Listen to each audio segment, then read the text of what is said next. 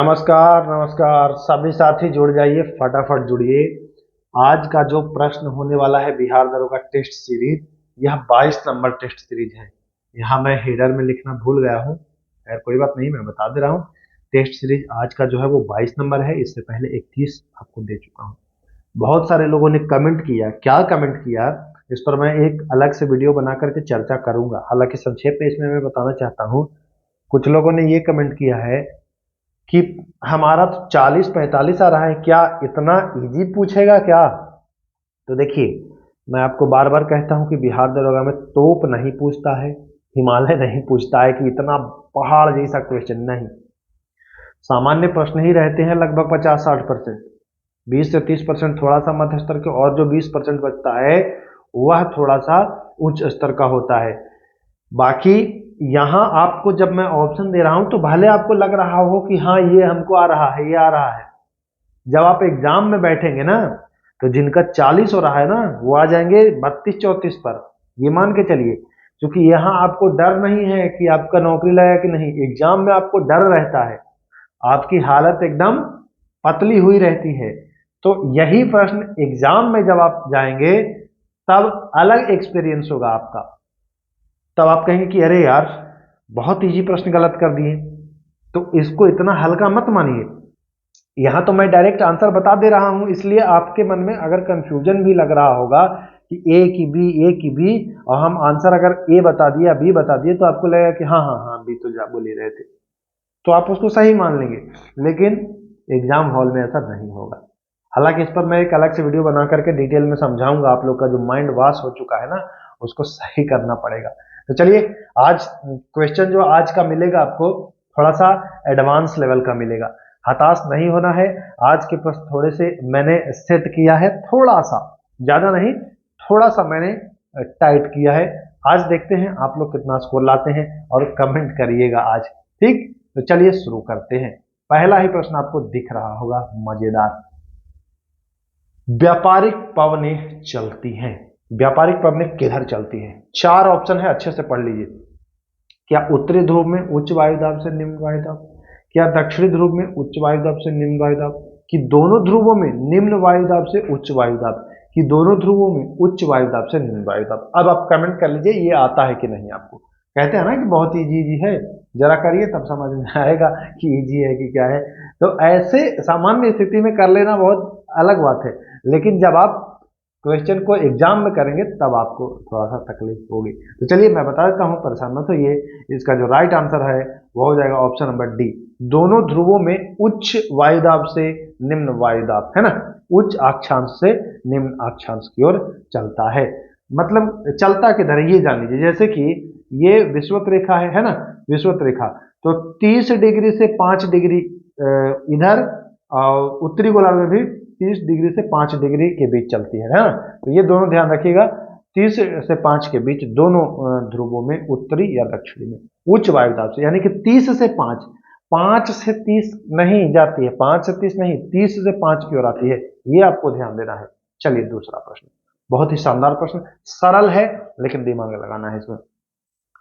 पश्चिमी विक्षोभ को मावट के नाम से जानते हैं। कहां में? देखिए एनसीईआरटी का प्रश्न है ये, एनसीईआरटी से उठाया हूं। पश्चिमी विक्षोभ में मावट के नाम से जानते हैं, है ना। पश्चिमी विक्षोभ को मावट के नाम से कहां जानते हैं? राजस्थान में, मध्य प्रदेश में, मणिपुर में, कि तमिलनाडु में? तो राजस्थान में जो पश्चिमी विक्षोभ है उसको आप मावट के नाम से जानते हैं। तो आपसे कभी पूछे कि मावट के नाम से जाना जाता है, तो यह पश्चिमी विक्षोभ है। तो दूसरा का ए ऑप्शन सही है। जरा कमेंट करिएगा कि कितना सही हुआ है। चलिए तीसरा, कुटरू राष्ट्रीय उद्यान, है ना। कुटरू, देखिए कुटरू आप लोग सोच रहे हो कि ये बहुत नया नाम है, देखिए ये है पुराना, इसका अन्य नाम एक और है, लेकिन एग्जाम में नाम घुमा घुमा के पूछता है। इसका एक और नाम है इंद्रावती। अब आप कह देंगे कि सर छत्तीसगढ़ तो ये जानते थे, लेकिन कुटरू नहीं जानते थे। अब आप इसको सही में जोड़िएगा कि गलत में जोड़िएगा, देख लीजिएगा। तीसरा का ए आंसर सही है। किस तिथि को विश्व महासागर दिवस मनाया जाता है? ये प्रश्न मैं आपको दिवस वाले जो टॉपिक में कराया हूं, देखिए आपको मैं बता दूं, मैं डेली का तो सेट आपको दे ही रहा हूं, साथ ही साथ मैं टॉपिक वाइज भी, जो वैसे टॉपिक जो दरोगा में पूछे जाते हैं, टॉपिक वाइज भी फुल डिटेल कवरेज करा रहा हूं। तो देखिएगा जरूर, बना हुआ है प्लेलिस्ट बिहार दरोगा वीवीआई टॉपिक्स, है ना, ऐसे बना हुआ है, जाकर के देखिएगा, बहुत ही मजा आने वाला है आपको। चलिए, तो 8 जून याद रखिएगा, उसमें मैंने सारे पर्यावरण के दिवस में उसमें कंप्लीट कराया हूं। चलिए एक अयस्क से प्रश्न को ले लेते हैं। कैलेमाइन किसका अयस्क है? कैलेमाइन किसका अयस्क है? बहुत ही सरल प्रश्न है, सभी लोग कर देंगे, जस्ता का अयस्क है। चलिए छठा, ये देखिए, ये प्रश्न थोड़ा सा पेचीदा है, समझना है इसको। क्योटो प्रोटोकॉल संबंधित है, मुख्यतः ये जान लीजिए कि अगर ऐसे प्रश्न पूछे, ऐसे ऑप्शन पूछे, आपको लगेगा कि सभी से संबंधित है, लेकिन मेन जो फोकस था क्योटो प्रोटोकॉल होने का, वह मेन फोकस था ग्रीन हाउस गैस पर, है ना। वैसे अगर नहीं ग्रीन हाउस गैस रहे तो आप लगा देंगे सभी, कुछ लोग लगा भी देंगे, कहेंगे अरे वही तो बात है, जलवायु परिवर्तन से तो संबंधित है सब, लेकिन ध्यान रखिएगा मुख्यतः ये ग्रीन हाउस गैस से संबंधित है, यहाँ पर आपको फिसलना नहीं है। तो ये 6 प्रश्न ज्योग्राफी के थे, बहुत अच्छे थे। 6 में ज्योग्राफी में कितना आप सही किए हैं जरा एक कमेंट करिएगा। चलिए 7वां सवाल, 1857 विद्रोह होने के बाद, विद्रोह के बाद की बात कर रहा है, जो कंपनी है इनका नियुक्त सेनापति कौन था, जो इनका सैनिक का सेनापति कौन था? ये 57 क्रांति के बाद की बात कह रहा है, बाद की, है ना, पहले की बात नहीं कर रहा है। तो बाद का जो सेनापति था वह कौन? 4 ऑप्शन आपको मिल ही जाएगा, एनिसन, कैंपबेल, कैनिंग और डलहौजी। तो जानिए कैनिंग जो था वो सेनापति नहीं था, वो तो गवर्नर जनरल था। अगर दिमाग में आ रहा होगा ना, एग्जाम में यही होता है। अच्छा 1857 के विद्रोह के समय कैनिंग मार दिए फट से, बाद में आकर के कपार ठोकते हैं, अरे भैया सेनापति पूछ रहा था हो, हम तो मार दिए गवर्नर जनरल, है कि नहीं? तो गड़बड़ हो जाएगा, ये ध्यान देना है आपको। तो सेनापति जो था वह था कॉलिन कैंपबेल, जी हाँ कॉलिन कैंपबेल। और विद्रोह के समय उस समय कौन था? तो जॉर्ज एनिसन था, ये भी ध्यान देना है। विद्रोह के समय अगर कहे तो जॉर्ज एनिसन, और विद्रोह के बाद अगर कहे तो कैंपबेल। और कैनिन कौन था? तो कैनिन जो था वह गवर्नर जनरल था। ये भी तीनों आपको ध्यान देना है। डलहौजी उससे पहले था, 1856 में रेल चलाया था, आप जानबे करते हैं। चलिए, इस अधिनियम से कंपनी का व्यापार पर एकाधिकार समाप्त हो गया। कंपनी का व्यापार पर एकाधिकार था, लेकिन एक एक्ट आया, चार्टर अधिनियम आया, उससे कंपनी का व्यापार पर अधिकार समाप्त हो गया। खाली चीन पर अधिकार, चाय पर अधिकार रहा था, है ना, चाय पर अधिकार रहा था। वह था 1813 का चार्टर अधिनियम, 1813 चार्टर अधिनियम। तो राइट आंसर जो हो जाएगा वो हो जाएगा चार्टर अधिनियम 1813। चलते हैं हम लोग प्रश्न संख्या 9 पर। दिग्दर्शन नामक पत्र किसने निकाला था? दिग्दर्शन नामक, बहुत अच्छा प्रश्न है। आज का जो प्रश्न है वह थोड़ा दिमाग घुमाने वाला है, प्रश्न जटिल नहीं है, आपने पढ़ा नहीं है इसे। तो दिग्दर्शन जो पत्र निकाला है वह निकाला है बाल शास्त्री। किसने? बाल शास्त्री ने दिग्दर्शन पत्र निकाला है, तो ये भी आपको ध्यान रखना है। राजा राम मोहन राय की मृत्यु कहाँ में हुई थी? राजा राम मोहन राय की मृत्यु कहाँ में हुई थी? इंग्लैंड, भारत, नेपाल, कहाँ में? तो इनकी मृत्यु इंग्लैंड में हुई थी। कहाँ में हुई थी? इंग्लैंड में हुई थी। चलिए आगे चलते हैं, बहुत अच्छा प्रश्न है 11 नंबर। इनमें से किसे आधुनिक खड़ी बोली के पितामह के रूप में भी जाना जाता है? आधुनिक खड़ी बोली के पितामह के रूप में भी जाना जाता है। मुंशी जी को, हरिश्चंद्र जी को, दयानंद को, ईश्वरचंद को। जान लीजिए कि भारतेंदु हरिश्चंद्र, जी हाँ भारतेंदु हरिश्चंद्र को हिंदी आधुनिक खड़ी बोली के पितामह के रूप में आप जानते हैं। बहुत ही बढ़िया सवाल है। इनमें से कौन दिल्ली सल्तनत का पहला वैधानिक सुल्तान था? वैधानिक मतलब कि वैलिड, वैलिड मतलब सनद पत्र लिया होगा, ये सनद पत्र लिया होगा खलीफा से, है ना, तो वहां से सनद पत्र लिया होगा, इसलिए यह वैलिड सुल्तान कहलाता है। और इसका नाम है इल्तुतमिश। नाम याद रखिएगा, बहुत ही जबरदस्त सवाल है। इनमें से कौन दिल्ली सल्तनत का प्रथम वैलिड या वैधानिक सुल्तान था? तो इल्तुतमिश, याद रखिएगा ये इल्तुतमिश था। ये प्रश्न बहुत ही मस्त है। तुर्गिल खां का विद्रोह हुआ था, तो तुर्गिल खां का विद्रोह बंगाल में हुआ था, तो ये भी आपको ध्यान देना है, तुर्गिल खां बंगाल में विद्रोह किया था। सल्तनत काल में यातायात व्यवस्था तथा डाक प्रणाली को पूर्ण रूप से व्यवस्थित करने का श्रेय जाता है। अब आप शेरशाह सूरी ऑप्शन में मत खोजने लगिएगा डाक देख करके ना, ये था गयासुद्दीन तुगलक। जी हाँ, GST याद रखिएगा, गयासुद्दीन तुगलक, जीएसटी से कैसे आपको याद हो जाएगा कि भैया यातायात पर भी ये जीएसटी काम कर रहा था, यातायात और डाक पर जीएसटी। गयासुद्दीन तुगलक। पूर्ण रूप से व्यवस्थित करने का श्रेय अगर जाता है तो वह जाता है सल्तनत काल में जीएसटी यानी गयासुद्दीन तुगलक को। ओके, चलिए। चंद्रगुप्त मौर्य ने मगध को विजित करने के लिए किससे सहायता ली? बहुत बढ़िया सवाल है, इसमें लोग चाणक्य ऑप्शन ढूंढ रहे होंगे मेरे हिसाब से, लेकिन मैंने चाणक्य ऑप्शन दिया ही नहीं है ना। तो इन्होंने सहायता ली थी प्रवर्तक नामक राजा से। अच्छा सवाल है, प्रवर्तक नामक राजा से ध्यान रखना है आपको। चलिए 16 नंबर प्रश्न, विज्ञान के प्रश्न आ गए हैं, बहुत अच्छे अच्छे सवाल लाया हूं आज। यह शरीर में अम्ल क्षार का संतुलन बनाए रखते हैं एवं एंटीबॉडीज के रूप में शरीर को सुरक्षा प्रदान करते हैं। वह क्या है? प्रोटीन, विटामिन, वसा या कार्बोहाइड्रेट? तो प्रोटीन है जो अम्ल क्षार एसिड बेस का बैलेंस बनाए रखता है ना, ध्यान रखना है। अच्छा सवाल है। चलिए 17, आप लोग कहते हैं ना 100 लाइए, कोई कहता है 2 सेट लाइए। भाई इतना प्रश्न खोजना, सबको सेट करना, टाइप करना, क्वेश्चन तैयार करना, है ना, क्वेश्चन खुद भी याद करना, तभी तो मैं आपको आंसर बता पाऊंगा। जब खुद ही नहीं याद कर पाता हूं तो बीच बीच में देखते हैं एक आध ऑप्शन, एक आध कभी कभी क्वेश्चन गलत हो जाता है, क्योंकि तुरंत याद करना और तुरंत फिर बताना और उसके बाद सबका पीडीएफ तैयार करना, है ना, तो समय लगता है। उसके बाद आपको पता ही है कि नौकरी कितनी कठिन है हमारी, बहुत टफ जॉब है, वहां से आके मैं इतना समय देता हूं, तो थोड़ा सा आप लोग कोऑपरेट करिए। मैं ये गारंटी देता हूं आपको कि जैसे जैसे एग्जाम नजदीक आएगा कंटेंट मैं बढ़ाऊंगा, भरोसा रखिए। अगर आप जुड़े हैं हमारे साथ तो भरोसा रखें आप लोग, है ना, पेशेंस रखें, धैर्य बना के रखें। आप लोग जहां पढ़ते हैं वहां पढ़ते रहें, जुड़े रहें हमसे, और आपको हम अच्छे अच्छे प्रश्न कराते रहेंगे, टॉपिक भी कराते रहेंगे। तो चलिए, इसे प्रजनन विटामिन भी कहा जाता है। जानते होंगे आप लोग, विटामिन ई को प्रजनन विटामिन भी कहा जाता है। प्रजनन विटामिन का मतलब कि जैसे किसी में नपुंसकता की कमी है, बहुत दिन शादी हो गए, बच्चे नहीं हो रहे हैं, तो वो विटामिन ई का सेवन करिए, उनमें प्रजनन शक्ति बढ़ेगी, महिला हो या पुरुष दोनों, है ना। विटामिन ई आपको अंकुरित अनाज में मिल जाता है इजीली, तो आप इसका सेवन कर सकते हैं। चलिए आते हैं आगे। सीमेंट फैक्ट्री के मजदूरों को कौन सी बीमारी होने की संभावना रहता है? आप जानते हैं सीमेंट फैक्ट्री में कितना सीमेंट उड़ता है, नाक में जाएगा, दिक्कत होगी ना, तो इनको एक बीमारी होने की संभावना रहती है। उस बीमारी का नाम जानते हैं क्या है? साइटोसिलिकोसिस। जी हाँ, साइटोसिलिकोसिस नामक बीमारी होने का इनको खतरा रहता है, तो ध्यान देना है। अच्छा सवाल है। चलिए आते हैं 19 नंबर सवाल, ये बीपीएससी में भी पूछा गया है ये सवाल, और ये जानना चाहिए। जीभ के किस भाग पर नमकीन स्वाद का अनुभव होता है? जैसे ये जीभ होता है ना, ऐसे ये जीभ होता है, तो जीभ में देखिए ये तो होता है यहां कड़वा, है ना, सबसे गले के पास।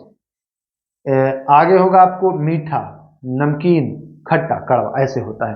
तो ये कह रहा है नमकीन स्वाद। नमकीन स्वाद कहाँ होता है? तो मैं बता दिया हूं कि आगे का जो किनारा है, ये वाला किनारा है ना, इस पर आपका आगे का किनारा, अग्रभाग नहीं मैं कह रहा हूं, आगे का किनारा जो भाग होता है, यहां होता है क्या? नमकीन। नमकीन स्वाद का सबसे आगे मीठा, फिर नमकीन, फिर बीच में खट्टा, और इधर जाकर के सबसे कड़वा। याद रखिएगा ऐसे करके। तो नमकीन कह रहा है, तो आगे के किनारों पर, सबसे आगे के भाग पर नहीं, आगे के किनारे पर है, ये सबसे आगे वाला है, आगे के किनारा वाला है। जीभ निकाल करके देखिए तो नमकीन भाग आगे लगाएंगे। अगर नमक उमक ना तो उतना नहीं आपको पता चलेगा, आगे मीठा का वो जांच करता है, पता चलता है। चलिए 20वां सवाल, पीएच मान से एक प्रश्न आता है ना, ध्यान दीजिएगा। आंत्र रस का पीएच मान क्या होता है? तो आंत्र रस का जो पीएच मान होता है वो 8 होता है ना, ध्यान दीजिएगा 8 होता है। चलिए 8 का मतलब क्या? वो क्षारीय हो गया ना, 7 से नीचे अम्लीय, 7 से ऊपर क्षारीय, तो क्षारीय होगा। इनमें से किसे हाइपो के नाम से भी जाना जाता है? तो सोडियम थायोसल्फेट को। जी हाँ, आप लोग रटे होंगे, ये प्रश्न बहुत ही सामान्य है। सोडियम थायो को हाइपो के नाम से भी जाना जाता है। कौन सी धातु सबसे हल्की है? हल्की, देखिए ये बहुत हल्का प्रश्न भी है। अब एग्जाम में इसको गलत लगता है, ओस्मियम होगा कि लिथियम होगा, ओस्मियम होगा कि लिथियम होगा, और फाइनली बच्चा मार देता है लिथियम। लिथियम सही हो जाता है। अगर मारता ओस्मियम तो ओस्मियम गलत हो जाता, सबसे भारी है ना वो, ध्यान दीजिएगा। चलिए किसने, अच्छा कुछ लोग कमेंट करते हैं कि आप पढ़ाते हैं तो बहुत बोर होते हैं भाई। तो हम कोई सिनेमा तो है नहीं कि हम एंटरटेन करने आए हैं। पढ़ाई तो बोरिंग होती ही है, ये तो कड़वा सत्य है, परम सत्य है। पढ़ने में किसको मन लगता है, सबको तकलीफ होती है कि नहीं। अब हम उस टाइप के तो है नहीं कि आधा घंटा में 2 क्वेश्चन कराएं और 28 मिनट आपको लड़की का बाल कैसा है, लड़की का ये कैसा है, वो कैसा है, इसमें तो हम टाइम बिताने वाले हैं नहीं।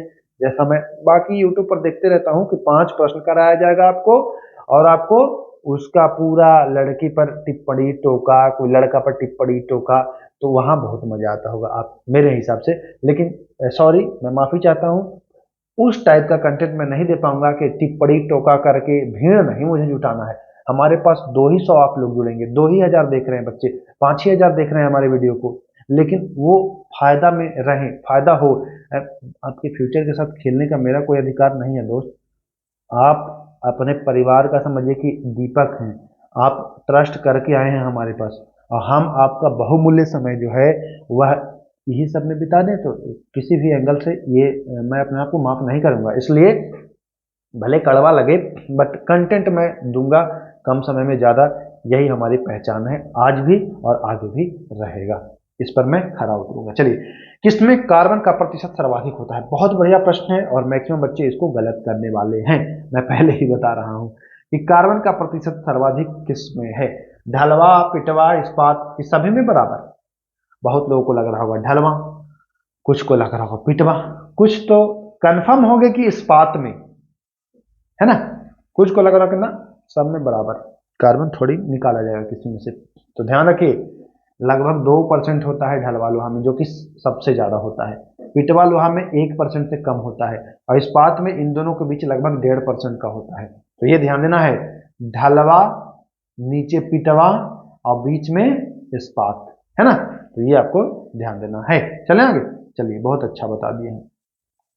किसे अजनबी गैस भी कहा जाता है? अजनबी, जिसको ना जान रहे हो, स्ट्रेंजर गैस आप जान जाएंगे, स्ट्रेंजर गैस आप जान जाएंगे, लेकिन अजनबी अगर पूछ रहा था तो थोड़ा दिक्कत हो रहा था। स्ट्रेंजर गैस जिनान, है ना, जिनान, या अजनबी गैस जिनान को कहा जाता है। चलिए, कौन सी नोबेल गैस कहलाती है? बहुत ही इजी प्रश्न है, इसको मैं नहीं कराऊंगा, इसको मैं छोड़ने वाला हूं। ये मैं आपको विकल्प देता हूं, 3 ऑप्शन में है एक आंसर, है ना। इसको मैं छोड़ देता हूँ, बहुत ही इजी है, इतना इजी है कि आप लोग इसको कमेंट बॉक्स में करिए। इसको मैं छोड़ रहा हूँ, क्या है इसका आंसर? यही 3 में, यही 3 में क्या, मैं आपको बता दे रहा हूँ, ए और सी में ही आंसर है। चलिए, 2 अब मैं ऑप्शन आपको दे दिया, कमेंट कर दीजिएगा। बहुत ईजी है, इसलिए मुझे शर्म लग रहा है बताने में।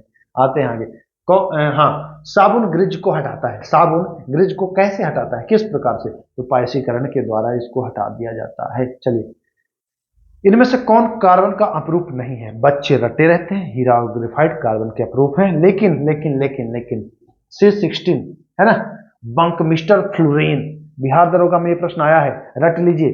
पूछता है कि इसकी संरचना कैसी होती है, ये भी रट लीजिएगा। तो ये भी अपरूप, कार्बन के अपरूप अपरूप वर्ग का ही है। हीरा है, ग्रेफाइट है, बंकमिस्टर फ्लोरीन है। बंकमिस्टर फ्लोरीन से एक प्रश्न पूछता है कि इसका C16 पहले याद रख लीजिएगा, इसका स्ट्रक्चर पूछता है ना। तो ये जान लीजिए, फुटबॉल की तरह इसका जो स्ट्रक्चर होता है वो होता है कैसे, गोल। क्या हम बना रहे हैं, ऐसा फुटबॉल होता है, फुटबॉल की तरह होता है ना, फुटबॉल की तरह इसका स्ट्रक्चर होता है। ध्यान दीजिएगा, बंकमिस्टर फ्लोरीन की फुटबॉल की तरह स्ट्रक्चर होता है। बहुत ही बढ़िया प्रश्न है। दे देगा, इनमें से किसकी संरचना फुटबॉल की तरह है? हीरा, ग्रेफाइट, बंकमिस्टर फ्लोरीन। तो याद रखना है, बंकमिस्टर फ्लोरीन। हमें वस्तुएं काली दिखाई पड़ती हैं। कोई वस्तु आपको काली कब दिखाई पड़ती है? बहुत ही बढ़िया प्रश्न, फंसाओ प्रश्न। मैक्सिमम बच्चे गलत करने वाले हैं इसको, मैं फिर बता रहा हूं। चलिए, काला कब दिखाई देगा? देखिए, 4 ऑप्शन है। जब सभी रंगों का अवशोषण कर लिया जाएगा, मतलब सभी रंग अवशोषित कर लिया जाए तो आपको काला दिखाई देगा। दूसरा, जब सभी रंगों को परावर्तित कर दिया जाएगा। तीसरा, केवल नीला, हरा और लाल को अवशोषित किया जाएगा, केवल हरा, लाल और नीला को परावर्तित किया जाएगा। तो ध्यान रखिए, जब सभी रंग को अवशोषित कर लिया जाएगा, कोई रंग रिटर्न होगा ही नहीं, आपकी आंखों तक कुछ आएगा ही नहीं, तो काला ही लौकेगा ना। जैसे रात में क्या होता है, आपकी आंखों तक प्रकाश आती ही नहीं है ना, तो आपको कुछ नहीं दिखता है, काला दिखता है। वही तो बात है, जब सबका अवशोषण कर लिया जाएगा तो काला दिखेगा, और जब सबको परावर्तित कर दिया जाएगा तब क्या दिखेगा? देखिए ये काला जो लिखा हुआ दिख रहा है ये अवशोषित कर ले रहा है, और जब सभी रिटर्न हो जा रहा है तो ये जो ये है ना बीच में ये व्हाइट ये दिखेगा, जब सब लौटेगा तो व्हाइट दिखेगा और सब नहीं लौटेगा तो करिया दिखेगा। चलिए इनमें से कौन प्राथमिक रंग नहीं है? तीन है प्राथमिक रंग, लेकिन चौथा कौन नहीं है? लाल, हरा, नीला, तीनों प्राथमिक है, लेकिन पीला जो है वो प्राथमिक रंग नहीं है, तो ये भी सही आंसर हो जाएगा। चलिए ध्वनि की चाल वायु में सभी लोग जानते हैं कि 346 मीटर प्रति सेकंड होती है। लो अब ये तो यही तो जानते थे सर, ये तो ऑप्शन में, ये तो क्वेश्चन में दे दिए। अब ऑप्शन दे के दिमाग कितने पर? 0 डिग्री सेल्सियस पर होता है क्या? 25 डिग्री सेल्सियस पर होता है क्या? 100 डिग्री सेल्सियस पर होता है क्या? कि सभी तापमान पर बराबर ही होता है? लीजिए रटने वाले तो यही कहेंगे सर यही तो याद किए थे कि 346 मीटर प्रति सेकंड होता है, यही आप पूछ दिए, अब वो क्या करें। तो ध्यान रखिए बहुत अच्छा प्रश्न है, एनसीईआरटी से डायरेक्ट उठाया हूं। 25 डिग्री सेल्सियस तापमान पर ये होता है ना, 25 डिग्री सेल्सियस तापमान पर ये होता है, ये आपको स्मरण रखना है, याद रखना है। चलिए 31 निम्न में से कौन सा मूल कर्तव्य नहीं है? बहुत बढ़िया प्रश्न, मैक्सिमम बच्चे गलत करेंगे, फिर गलत करेंगे। मैं ऐसा क्यों बोल रहा हूं? क्योंकि ऐसे में डिजाइन किया हूं क्वेश्चन ना कि गलत करेंगे ही करेंगे। राष्ट्रीय ध्वज एवं राष्ट्रगान का आदर करना, ये तो है ही, बिल्कुल सही। सार्वजनिक संपत्ति की सुरक्षा करना, ये भी है, बिल्कुल सही। राष्ट्रीय महत्व व स्मारकों की सुरक्षा करना, ये भी लग रहा है सर, ये भी सही हो सकता है। चलिए प्राकृतिक एवं पर्यावरण की सुरक्षा, ये भी सही हो सकता है। सर ये तो चारों सही है, कैसे गलत दे दिए क्या? तो जी नहीं, सी जो है वह गलत है। राष्ट्रीय महत्व के स्मारकों की सुरक्षा ये मूल कर्तव्य नहीं है, ये मूल कर्तव्य नहीं है, ये राज्य के नीति निषेध तत्व में शामिल है। आप नीति निषेध तत्व में पढ़ेंगे तो वहां पढ़ेंगे कि राष्ट्रीय महत्व के स्मारकों की सुरक्षा करना राज्य का एक दायित्व होगा कि ये उनको संरक्षित रखे, है ना। सार्वजनिक संपत्ति की सुरक्षा करना आपका दायित्व है, राष्ट्रीय महत्व वाला ये मूल कर्तव्य नहीं है, ध्यान देना है आपको। चलिए यदि लोकसभा भंग हो तो संविधान के अनुच्छेद 352 के अंतर्गत घोषित आपात का अनुमोदन कौन करेगा? दोनों सदन से होता है, लोकसभा भंग है तब कौन करेगा? तो पहले राज्यसभा से करा लिया जाएगा, फिर जब लोकसभा का गठन होगा तो 30 दिन के भीतर लोकसभा से भी करा लिया जाएगा। बहुत इजी प्रश्न, लेकिन ये गलत हो रहा होगा, आपको आ नहीं रहा होगा, बाकी चलिए कोई बात नहीं। यदि संसद के किसी सदन का, देखिए प्रश्न जब बड़ा देखते हैं ना दिमाग खराब हो जाता है, अरे इतना बड़ा ये नहीं बनेगा। चलिए यदि सदन के किसी भी जो संसद है उसको किसी भी, दोनों सदन होता है ना, कोई सदस्य बिना अनुमति के कुछ दिन से अधिक की अवधि तक गायब रहता है, अनुपस्थित रहता है, तो उसका स्थान रिक्त माना जाता है, उसको मतलब हटा दिया जाता है। कितने दिन तक अगर आप गायब हैं तब? इसमें बहुत सारे लोगों को लग रहा होगा 60, कुछ को 40 लग रहा होगा, कुछ को 1 महीना और कुछ को तो 6 महीना भी लग रहा होगा।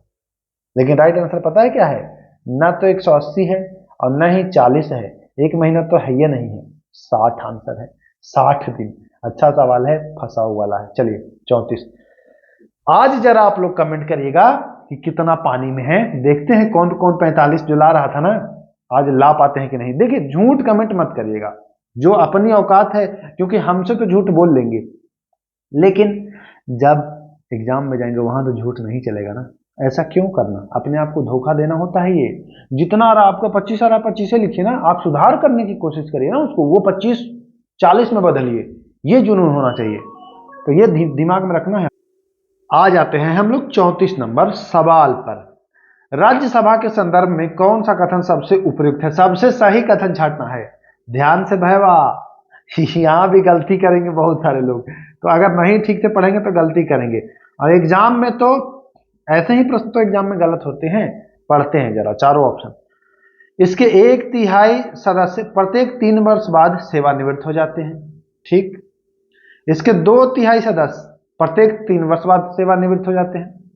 इसके 2/3 सदस्य प्रत्येक 2 वर्ष बाद सेवानिवृत्त हो जाते हैं। इसके 1/3 सदस्य प्रत्येक 2 वर्ष बाद सेवानिवृत्त हो जाते हैं। अब कैसा लग रहा है?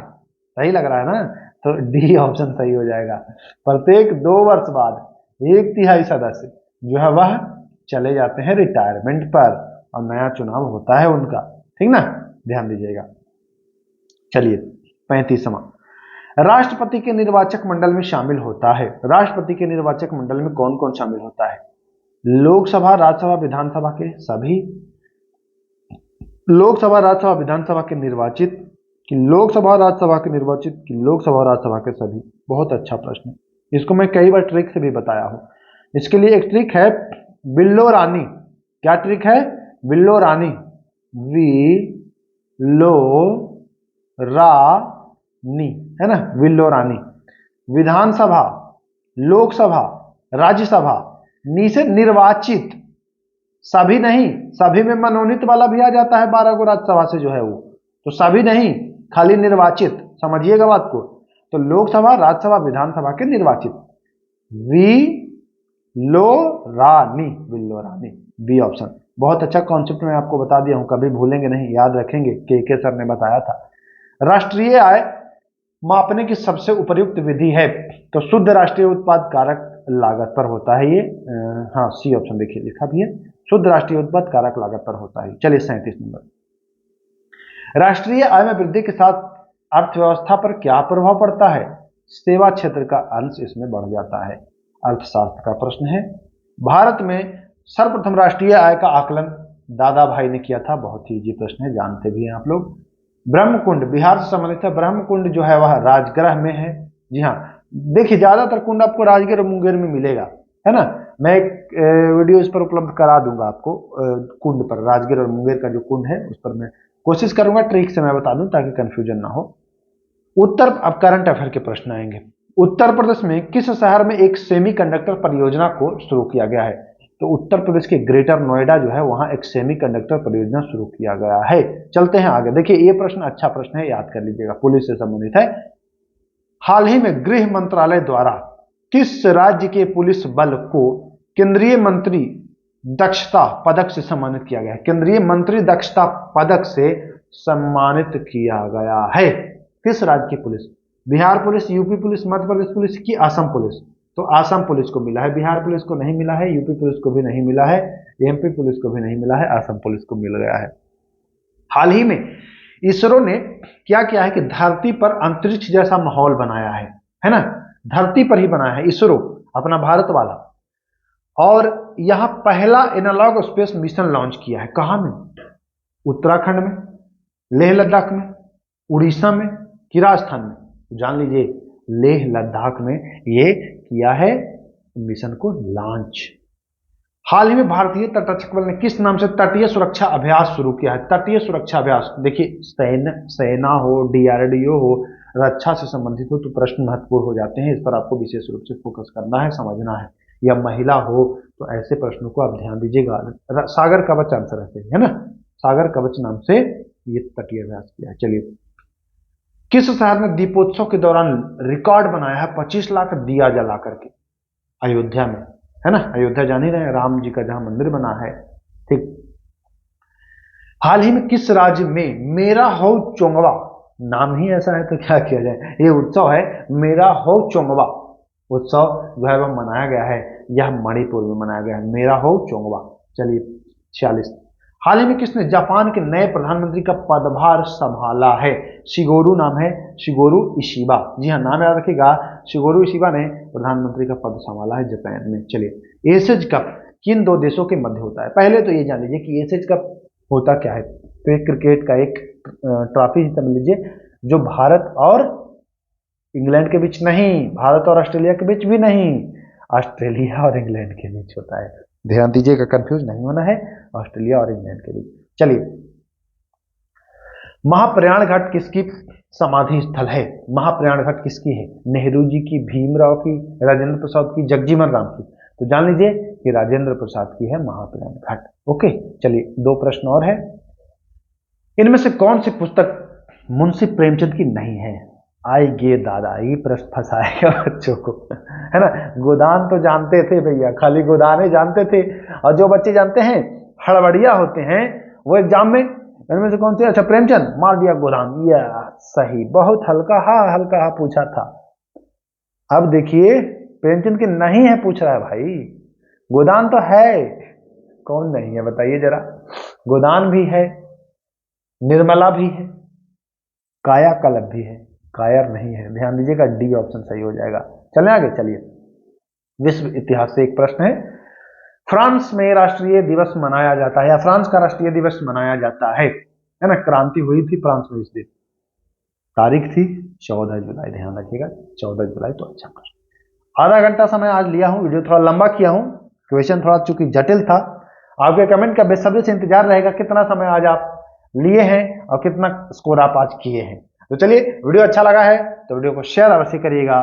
फिर मिलेंगे नेक्स्ट वीडियो में, तब तक के लिए नमस्कार, जय हिंद।